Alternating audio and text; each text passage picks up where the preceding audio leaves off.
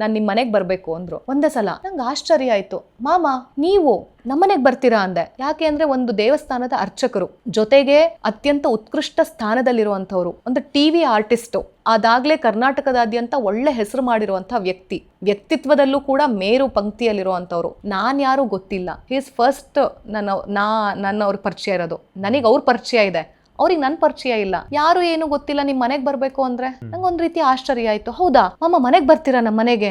ಹೌದು ಪುಟ್ಟ, ಯಾಕೆ? ನಾನ್ ನಿಮ್ ಮನೆಗ್ ಬಂದ್ ನಿಮ್ ಮನೇಲಿ ರೊಟ್ಟಿ ತಿನ್ಬೇಕು ನಾನು ಅಂದ್ರು. ಭಟ್ರು, ದೇವಸ್ಥಾನದ ಅರ್ಚಕರು, ಯಾರಂತ ಗೊತ್ತಿಲ್ಲ. ಅವ್ರು ಹೊರಗಡೆಯಿಂದ ಅರ್ಚಕರು ಬಂದಂತವ್ರು ಹಾಲು ಕುಡಿಯೋದೇ ಕಷ್ಟ ನಮ್ಮನೆ. ಬೇರೆ ಮನೆಗಳಲ್ಲಿ ಸಾಮಾನ್ಯ ಕೆಲವ್ರದ್ದು ಊಟದ ಪದ್ಧತಿ ಅಂತ ಇರುತ್ತೆ, ಅರ್ಚಕರಿಗೆ ಅವ್ರದ್ದು ಊಟದ ಪದ್ಧತಿ. ಅದು ತಪ್ಪು ಸರಿ ಅಂತಲ್ಲ, ಅದು ಅವ್ರು ಪಾಲಿಸ್ಕೊಂಡು ಬಂದಿರುವಂತಹ ಆಚರಣೆ, ಅದಕ್ಕೆ ನಾವು ಗೌರವಿಸ್ಬೇಕು. ಇವರು ಅರ್ಚಕರಾಗಿ ಯಾರ್ದೋ ಮನೆಗೆ ಬಂದು ರೊಟ್ಟಿ ತಿಂತೀನಿ ಅಂತಾರಲ್ಲ, ಹೆಂಗಪ್ಪ ಸಾಧ್ಯ? ಹಿಂಗೂ ಇರ್ತಾರ ಜನ ಅನ್ನಂಗೆ ಅನ್ನಿಸ್ಬಿಡ್ತು.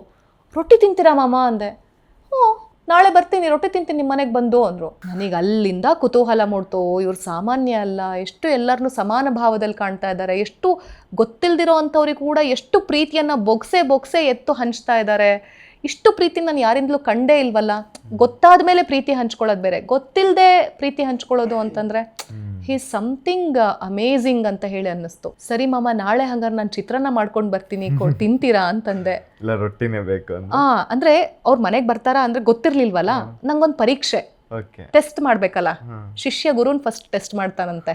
ಹೌದಾ? ಕರೆಕ್ಟ್, ಗುರುನ್ ಟೆಸ್ಟ್ ಮಾಡ್ತಾರಂತೆ. ಸ್ವಾಮಿ ವಿವೇಕಾನಂದ ಕೂಡ ಮಾಡಿದ್ದು ಅದೇ.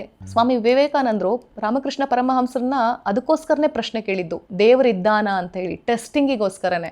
ಗುರು ಟೆಸ್ಟ್ ಅಲ್ಲಿ ಪಾಸ್ ಆದ್ಮೇಲೆ ಇವ್ರು ಪೂರ್ಣವಾಗಿ ಒಪ್ಪಿಸ್ಕೊಂಡ್ಬಿಡ್ತಾರೆ, ಗುರುಗಳಿಗೆ ಅರ್ಪಿಸ್ಕೊಳ್ತಾರೆ ಎಲ್ಲಾ ಸಮರ್ಪಣೆ. ಹಾಗೆ ನಾನು ಇವ್ರಿಗೆ ಟೆಸ್ಟ್ ಮಾಡಬೇಕು ಅಂತ ಮನ್ಸ್ಕನ್ನಿಸ್ತು. ನಾನು ಕೇಳಿದೆ, ಮಾಮ ಚಿತ್ರಾನ್ನ ತಿಂತೀರಾ? ನಾಳೆ ಮಾಡ್ಕೊ ಬರ್ತೀನಿ ಅಂದೆ. ಮಾಡ್ಕೊಬಾ, ಆರಾಮಾಗಿ ಮಾಡ್ಕೊಬಾ, ಜೊತೆಗೆ ಮೊಸರನ್ನ ತಗೊಂಬಾ ಅಂತಂದ್ರು. ನಾನು ಸರಿ ಮರುದಿನ ಬೆಳಿಗ್ಗೆನೆ ಚಿತ್ರಾನ್ನ ಮೊಸರನ್ನ ಮಾಡ್ಕೊಂಡು ತಗೊಂಡು ಹಿರೇಮಗ್ಳೂರ್ಗೆ ಹೋದೆ. ಮಾಮ ಕೂತಿದ್ರು, ಅವ್ರಿಗೆ ಆಶ್ಚರ್ಯ ಆಯಿತು. ಪುಟ್ಟಿ ಬಂದ್ಬಿಟ್ಯಾ ಇಷ್ಟು ಬೇಗ?